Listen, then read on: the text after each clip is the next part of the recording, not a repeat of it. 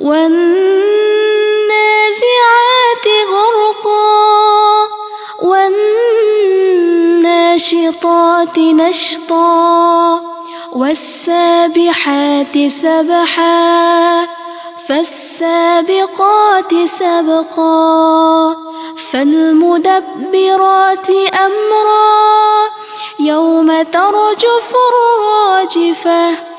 تتبعها الرادفة قلوب يومئذ واجفة أبصارها خاشعة يقولون أئنا لمردودون في الحافرة أئذا كنا عظاما نخرة قالوا تلك إذا كرة خاسرة فإنما هي زجرة واحدة فإذا هم بالساهرة هل أتاك حديث موسى إذ ناداه ربه بالواد المقدس طوى اذهب إلى فرعون إنه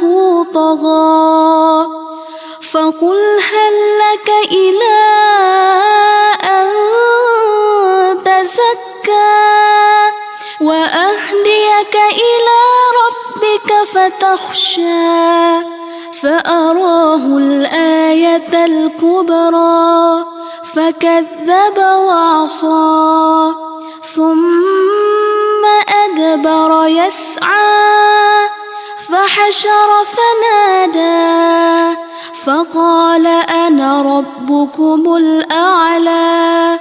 فأخذه الله نكال الآخرة والأولى إن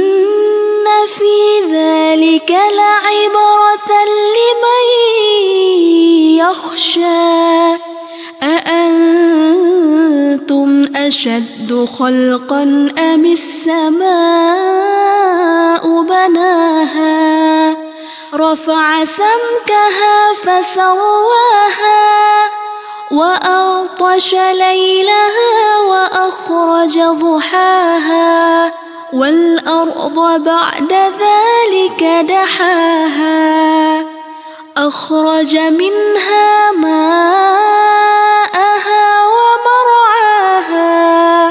والجبال أرساها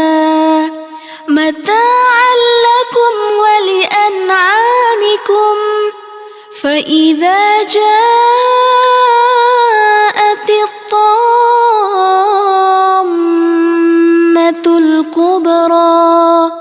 يوم يتذكر الإنسان ما سعى وبرزت الجحيم لمن يرى فأما من طغى وآثر الحياة الدنيا فإن الجحيم هي المأوى وأما من خاف مقام ربه ونهى النفس عن الهوى فإن الجنة هي المأوى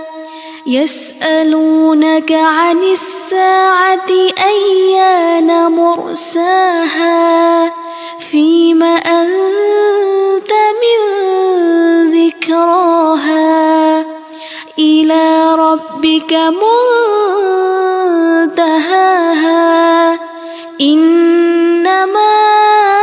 أنت منذر من يخشاها كأنهم يوم يرونها لم يلبثوا